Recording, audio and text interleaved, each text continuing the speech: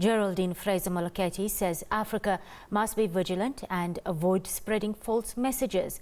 Fraser-Moleketi spoke to our foreign news editor Sophie Mokoena on the margins of International Women's Day events in Johannesburg. Well, moving on, the ANC Women's League inaugural Presidential Golf Day and Gala dinner continues in Centurion. This is part of the league's effort to raise funds to fight the scourge of violence against women and children. President Cyril Ramaphosa is at the podium. Let's listen in. Amandla! Forward with my younger forward. Forward with the ANC Women's League forward. Malibongwe. Malibongwe. Comrades, thank you so much for such a wonderful occasion. I can promise you that many leaders in the ANC will envy me for spending such a wonderful afternoon with all of you. I'm sure their hearts are green with envy. Let me start off by greeting the leadership of the African National Congress Women's League, the SG, DSG, TG, and the other officials and members of the NWC of the ANC Women's League and NEC.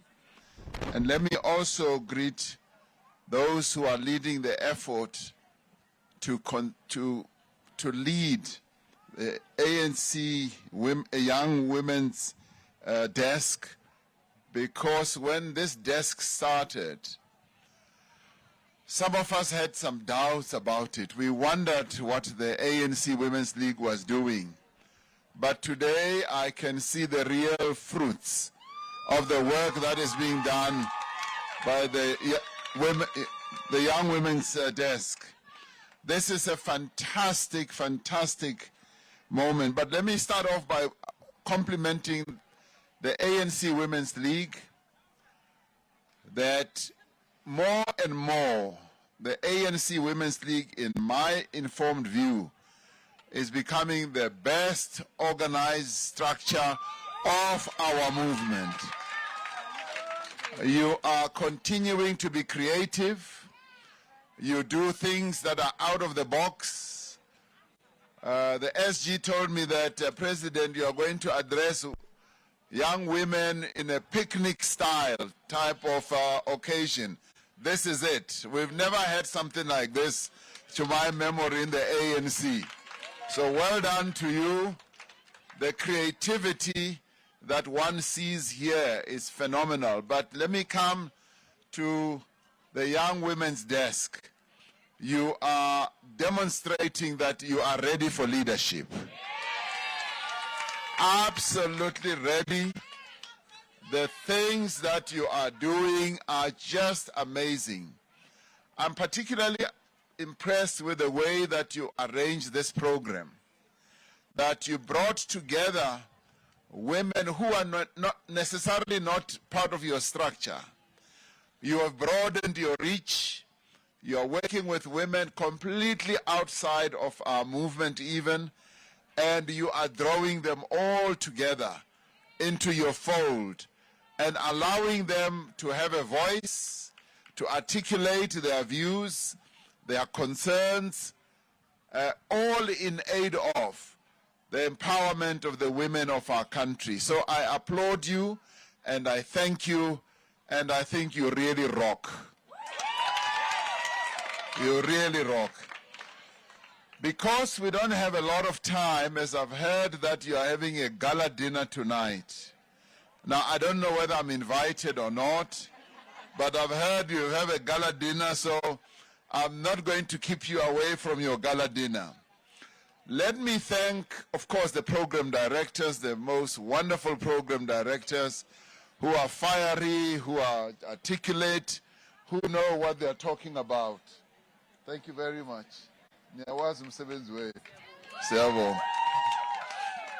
Let me start off by thanking I think in the end there were about 14 young women who stood up here to speak and articulate on a number of issues. Now, they've articulated issues where they've made suggestions, where they've raised concerns, where they've also raised some criticism of what we are not doing well in government. And I want to say thank you for being so broad, but I also want to thank them for being so direct and so honest and being so pointed and sharp. We are very proud to have young women whose level of consciousness has risen to the superlative level where they are no longer afraid to talk about anything, where they are prepared to confront issues head on, where they are prepared to talk about very sensitive issues as well, and talk about them openly and articulately. And I'm also proud to have noticed that of all the 14 speakers, you are not only conscious of the issues, social issues, economic issues, but you're also conscious about the political issues. You are politically conscious. You remind me of the days when we were young, like 16, 17, 18, like many of you, when we were confronting the state of the apartheid, and we risked everything, you know, death, being jailed and being injured and so forth. The way you are articulating things is akin to what used to happen then. Let me start off with what my sister Nomsa Mazwai said. She works for the Soweto Theatre. Now, I've not been able to get an invitation. Nomsa, that's my complaint. I'll invite you the things that you are doing. But I was very, very impressed when you talked about walking.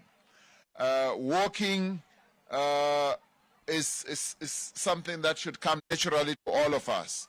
But of course, in our country today, walking for women is a real challenge. The women of our country are not free to walk wherever they want to. It becomes a major, major challenge. They risk being attacked, being raped, being killed. And the South Africa that we desire, that we should have, is a South Africa where women of our country can walk in the streets freely at any time, walk anywhere alone or with others. That is the South Africa that we want. But you also touch on a very important issue, Nomsa, about administration. That administration is not being done correctly, and it is a major problem to many of our people. But I liked it because you also came up with a solution. You said performance management and training must be the order of the day. It is true. It is true that the capability of our state resides in the hands and in the minds of our civil servants. Our civil servants are hardworking. The majority of them are hardworking. They are focused. But there are some who are not paying attention to putting our people first. The Batupele principle that we always talk about. That it should, and this is very much in line with our culture, we need to be putting people first. And then our own interests and so forth must come last. And we experience this quite a bit with some of our civil servants not really showing that dedication to serving our people with diligence. I like what Nomsa said. She said, tighten up on performance management, tighten up on training, set targets, and evaluate whether people are going to work to those targets. I'm pleased to tell you, Nomsa, that we are now wanting to reform our civil service. We've realized that our state has become weak over time, and we now need to tighten and strengthen the state so that the civil servants must serve our people with the even greater commitment. with greater dedication, because we pay them. Our taxes is what goes towards paying them. And when they serve us, we must know that indeed they are serving us with a smile on their face, with capability, knowing their work, but also knowing that we are evaluating them and we have set good targets for them. So I want to thank you, because you are reinforcing the message that we are spreading amongst our civil servants, and as we move on with the reforms of making sure that South Africa does become a capable state, a state where a citizen will walk from their home and go to a government facility and know that they are going to be served well.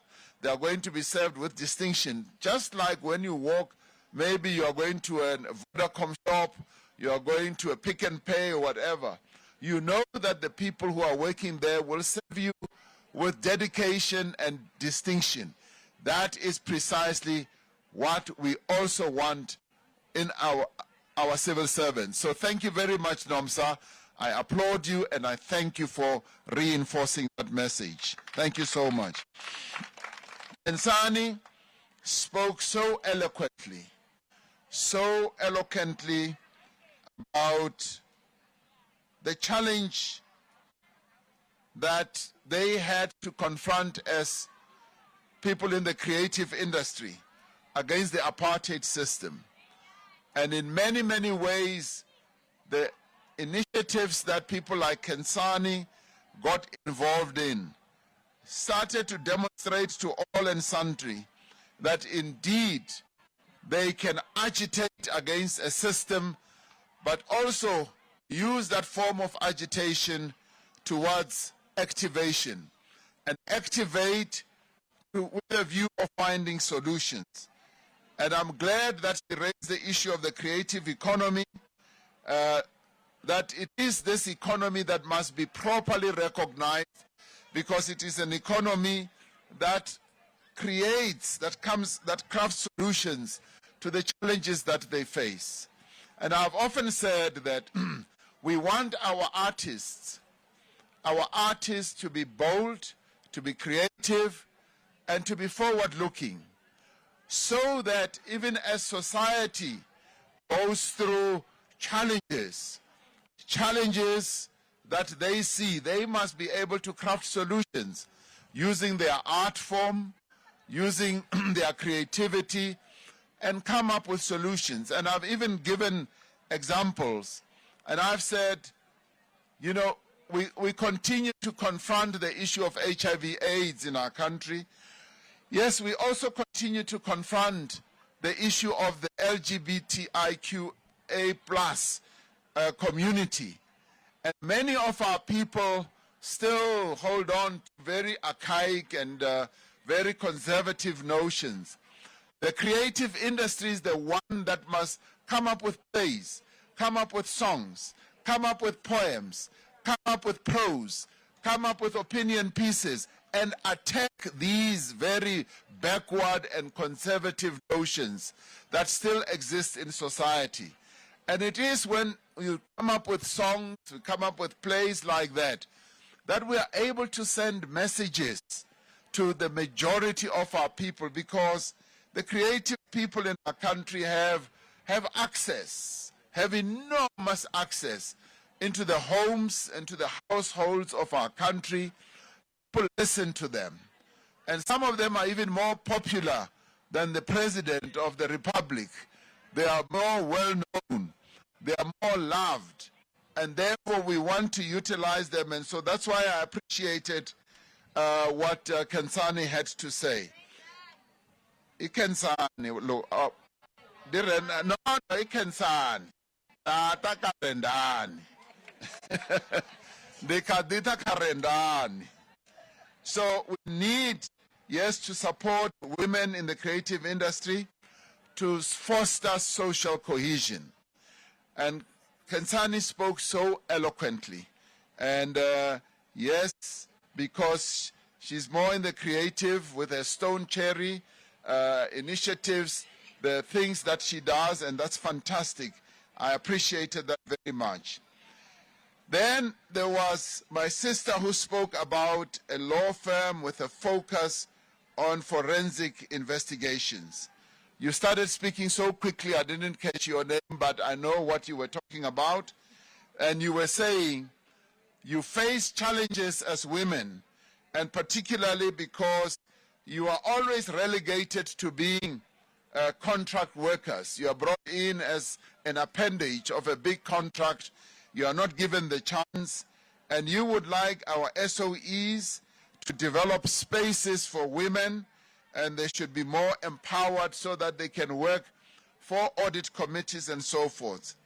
And you also articulated another point, which is a solution, which is why I really appreciated this engagement. The solution about the justice system needing to automate our system, because dockets go missing, and you've come up with a very, very novel idea, which should have been implemented years ago, that automate your documentation so that no document ever goes missing.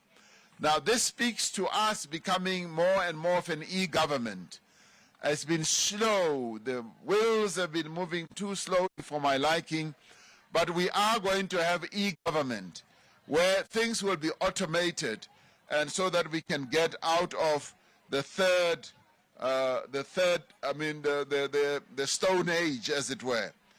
Rendani Nemakamani speaks. She says, she speaks to me from president to president. Wow. President to president. But more importantly, she's President Honey. Now, I will never be a President Honey. I don't know. Maybe I'll be president, I don't know what. But she's President Honey. And she was very eloquent. And she was saying, artists are the equivalent of mathematicians, and saying that the education system has failed our people, but the syllabus must catch up with what is happening in the creative space. And she also said, people in the creative sector need funding. They need to have a Department of Arts and Culture and Innovation, because innovation is what drives the creative industry, and I agree with that. And we also need to have the creative industry from foundation stage. I could not agree more with that. And we must find solutions, because she also says that art brings solutions. And I agree, her views more or less interface with those expressed by Kensani as well, that yes, art brings around about solutions, social cohesion, it consolidates that, and we want, and she says they want art to start at the foundation stage. I could not agree more with this, because I have seen how the energy and the creativity of young people is unleashed when they are given opportunities, when they are given the tools, if you like, of the trade at a young age, and they become very expressive. And doing it at foundation stage is so important, because in the main, children, as they grow up, they speak through art and forms, and they express themselves even much more articulately through art. And I agree with Rendani that is the way to go. And you suggest that maybe the Department of Arts and Culture should also have an appendage which is innovation. We can think about that. Princess Sibanda, she's a graduate, but she's become a student again because she could not find joy in the world of work, because the world of work would not accept her. Now, I feel sad about that. I feel really sad, because we are trying to spread the message with Minister Maite Nkwana Mashabane, who is the Minister of Women, of Youth, and people with disabilities. was trying to spread the message that our companies, including our SOEs, must open up opportunities and spaces for people with disabilities, embrace them, and craft clear positions for them. They don't need pity, they need opportunity. That's what they need. And they are very firm on this, and we need to be moving forward. And together with her, we will be giving more focus on this, because yes, we've tended to soft pedal on the empowerment of people with disabilities, and we are going to give it more and more attention. And I particularly liked what she said. She said, young people are tired of learnerships. They now want to be given real, meaningful jobs.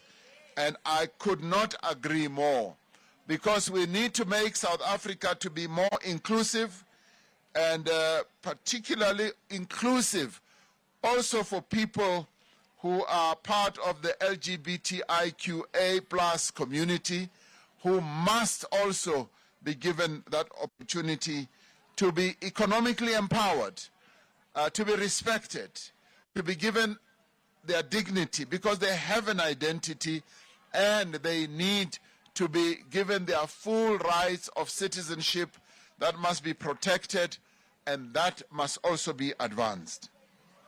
Now, Maiko spoke extensively about patriarchy. That patriarchy is still a problem. And she said we are topping the charts on the issue of violence against women and children. Now, this is an issue we must continue talking about.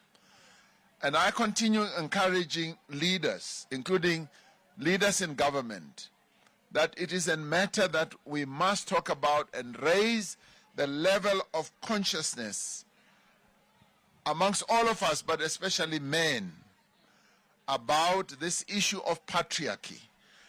That we must move men away from this sense of masculinity that makes them feel that, you know, they own women. They are the all-powerful in society. So patriarchy must be abolished and done away with here in South Africa, and it must be in our lifetime. There should be no sense of dignity amongst us as men to feel that you have a right to a woman, and you have a control over a woman, and you are patriarchal.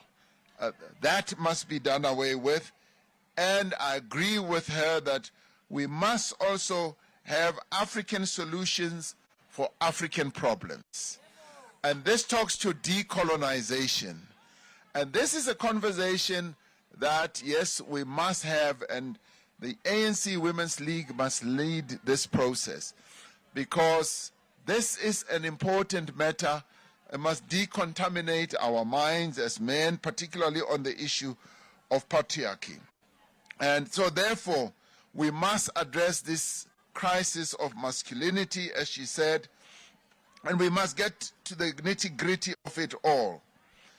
But more importantly, she also said that we must focus on the boy child. The boy child must be our focus, because once we can focus on the boy child and get the boy child to respect women, to respect and to know from a young age that they must respect women and protect women and be supportive of women, we will have possibly done half the job that ever needs to be done in society. Tomorrow, on International Women's Day, there is going to be an event in the Free State, which I'm very sorry that I'm going to miss. They're going to have, I think they said, 1,000 young boys who are going to be put through a process of raising their awareness about the issue of gender-based violence, talking to them about the importance of respecting young girls and women. I will miss the occasion, and I'm sorry about that. But we need to have more and more of these events, and the Women's League must organize these. You must organize them because you must lead the charge. But similarly, we as men must also do the same, and I'd like us as men to take the initiative of focusing on the boy child. And I agree that women are the engine of society, and we must also address the health of women.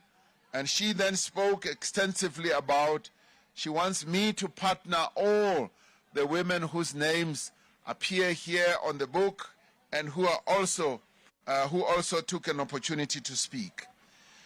Ropiwa spoke about the need for counseling to be mandatory because we are at war. And boys must know that no is no. When a woman says no, it must mean to him that it is a no and must never go beyond that no.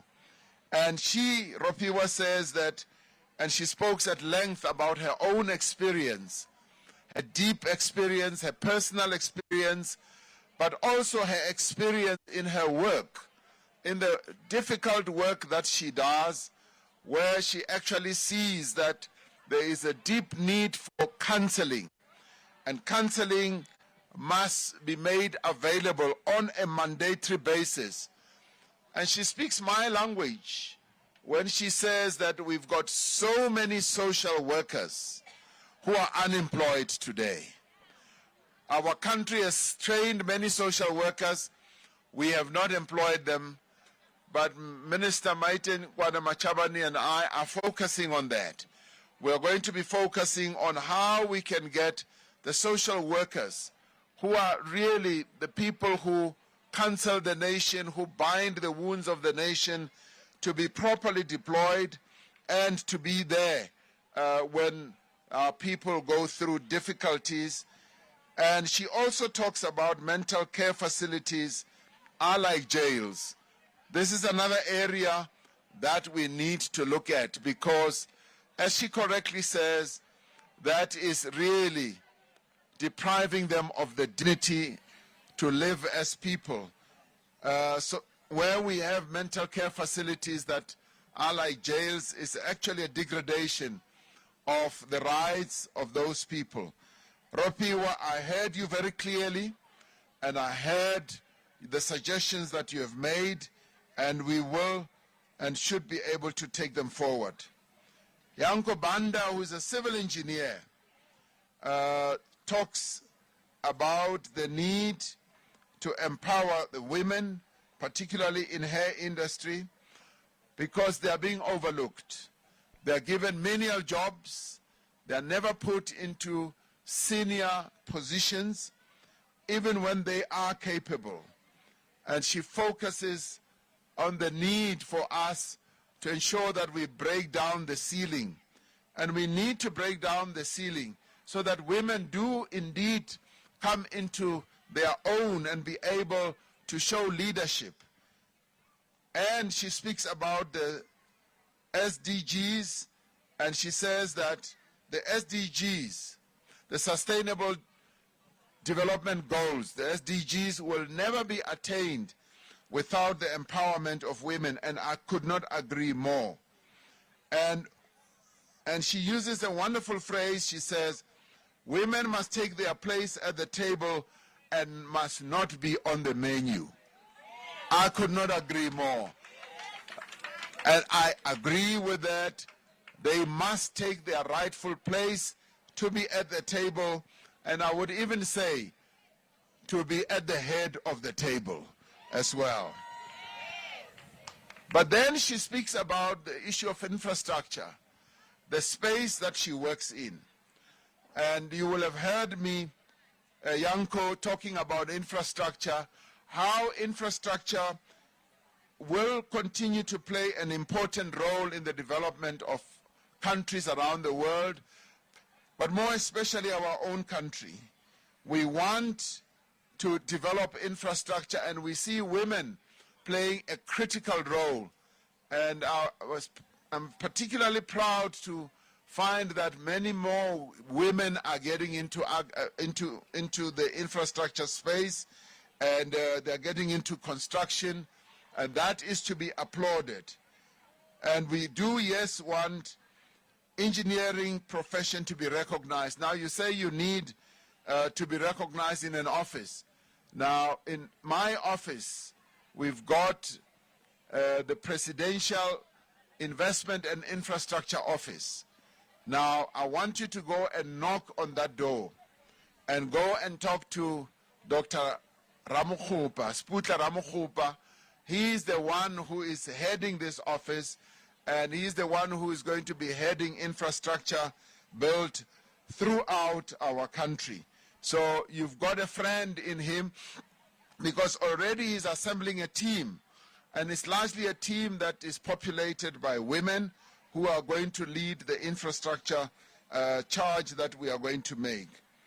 My sister, Palomino Jama, she speaks on behalf of the LGBTIQA+ community, and she moans the fact that we did not mention anything about this community in the State of the Nation. And I promise you that if we did make a mistake of not mentioning it, it does not mean that it is not important to us. When I was Deputy President, I worked very, very closely with the community, and some of my very best friends are in this community, and you say you are tired of talk shops. So am I. I want real things to happen, and you say that we are here and you are here, and I support that completely. I think it was you or an earlier speaker who raised the issue of a number of countries on our continent where this is still a very difficult topic to talk about and to navigate. And I don't know whether it was you or an earlier one who said, when you spoke to my office, you were told that when this issue is raised, some of the leaders on the continent stand up and just go away. Yes, it is still a challenge on our continent. Now, what helped with us is that we had a very strong movement that represented the rights of people who are part of the LGBTIQA+.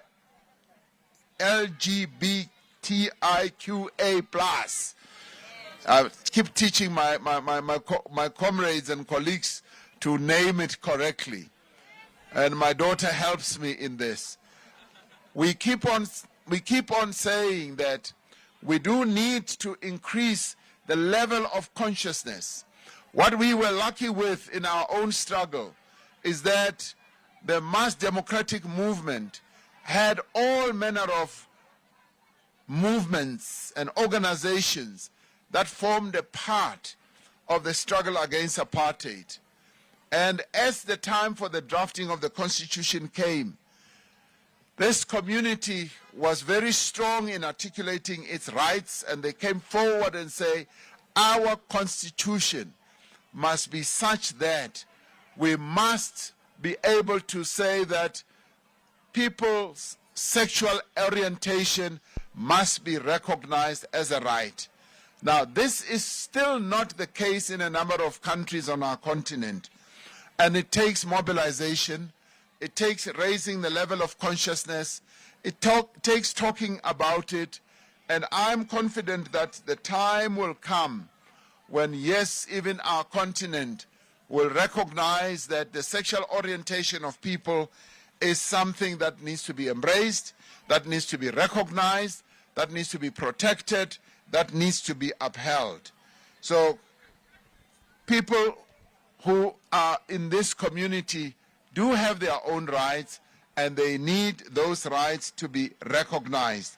And I recognize them, we recognize them as a government, we recognize them as a country, and where there is still prejudice and discrimination, it is against the Constitution of our country, and we will work to make sure that the rights of the people in the LGBTIQA plus community are fully recognized without any doubt. So Nkosazana Mazibuko, and we pass her condolences to her. She speaks about safety on school grounds, and she wants the Minister of Basic Education to focus on this issue of making sure that there's safety on school grounds. Yes, the Minister of Basic Education works with the Minister of Police, and they work at various levels, also at provincial level. We do want to ensure and enforce safety in the schools. We want to make sure that the violence that is taking place in our schools comes to an end. We cannot have an education system where students kill one another, where students go to school with knives, where all these horrible things are happening in our schools. But similarly, we cannot have teachers sleeping with students. We cannot have that. And that is why we are saying that we will come down hard on those types of teachers who do horrible things like that. She speaks about infrastructure in schools. This is still a major challenge for us throughout the country. You will know that the best infrastructure was given to the formerly white schools. And our schools in the townships, in the rural areas, were given the worst form of infrastructure. And they happen to be in the majority. We've got some 25,000 schools in our country, and we've been working every year to revamp infrastructure. And yes, there are still some schools that still have pit latrines, and I raise this as a major campaign issue, an initiative issue. It is being addressed, but it is still too slow for my liking, particularly after young learners died in pit latrines in various schools. So we will continue to improve infrastructure in our schools. My sister Sizagele Zwane speaks about the plight of sex workers. She says they face many challenges. They are stigmatized, they are discriminated against, the police are always after them, some of them are even killed or raped. Now this is a major concern for all of us. Yes, sex workers want sex work to be recognized. And there's a major debate in our country, major debate. The Law Commission came up with a report which we have said as government it now needs to be debated in the nation so that people must talk. People have different views, as Sizagele herself said. There are some who say sex work must not be recognized, and others who say it must be recognized. So there is a legal issue there. But at the same time, I am very pleased with the way sex workers have organized themselves. They have organized themselves nationally into an organization. They participate in the South African National AIDS Council, and they take care that they should work on HIV/AIDS and reduce the incidence of HIV/AIDS. They also have rights as our fellow citizens. They have rights, and they should not be attacked, they should not be raped, they should not be killed. And this is the work that they do. And let us allow this debate to reach a point where we will find a solution. I'm convinced that we will find a solution. Sandra, my advocate, says that she is silenced by the boys' club. Now, I'll talk to her later so that she explains to me what she means by silence by the boys' club. Now, she also describes the case of the ANC Youth League member who went to court in ANC regalia and was also accompanied by a whole lot of other supporters. And she complains about this. It's a matter that obviously we will need to look at because this to me does not come across right. It doesn't, so we will look at that. And she then says that there is no support for rape victims. And she also repeats what an earlier speaker said, that we need more social workers. And obviously from what she said, we need more training of our police, so that our police must be more sensitive when they deal with issues of gender-based violence. And when it comes to rape, the police must never be heard to be saying things like, forgive your perpetrator, feel sorry for your perpetrator, and so forth. We need more training, and we will embark on this training, because we need to be focusing on raising the level of sensitivity amongst our police, that they should not do all these things that will minimize that horrible impact of rape. You know, rape is almost like a terrible death sentence against anyone who is raped, because it is degrading. It stays with a person for life, and they will continue to feel it throughout their lives. And we therefore, as a society, need to take a dim view against anybody who perpetrates a rape against any South African woman. Musa Wenkosi says, black women are not recognized at postgraduate level. Young black people's intelligence is always questioned. And I know that because we are dealing with people who look at black excellence as something being of a lesser value. When they see black people succeeding, they think that, no, how did you get to be so good and so successful? And then they start raising a whole lot of questions. And I think we've seen this before. We've also seen it with particular individuals that we know who, as they succeeded, and because they are black, and I guess it becomes worse when they are women and they are young. People will always want to know, how did you get to this point that you should have a doctorate at age 23? How did it come about? Do you really get to do it yourself or not? So those prejudices still exist, and we need to continue working against them. And I would agree that, yes, we need to inculcate it in organic institutions like the University of Mpumalanga. But we also need to transform existing institutions. We should never leave them behind and say, no, they are so bad and they are so prejudiced. We need to work on them as well, so that they change their approach. Unomgqibelo Mkhize, who is a farmer like me, I love the space that you are in, where you are focusing on producing food, where you are focusing on co-ops and creating economic value out of the land of our country. And you say that you need support.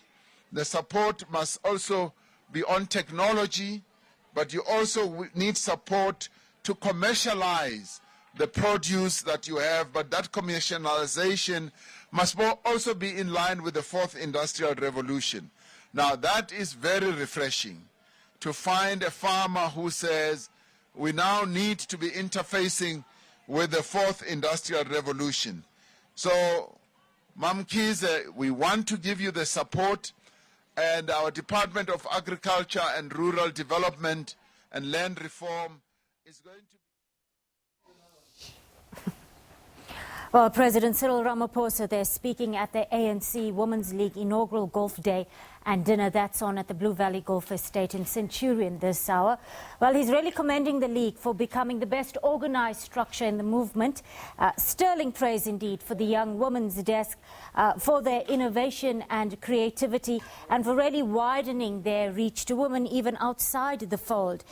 The president really taking time there to highlight pertinent issues raised by a number of speakers this afternoon. One of these, of course, is gender-based violence, where he's urging men to move away from these dangerous patriarchal attitudes and mindsets to combat GBV in the country, and he is indeed emphasizing the need to conscientize our boy children to care for and protect women and girls. Now, you can continue listening to our president on our online digital platforms. The Full View team is coming up next. Do stay locked on to the SABC News channel. Bye-bye.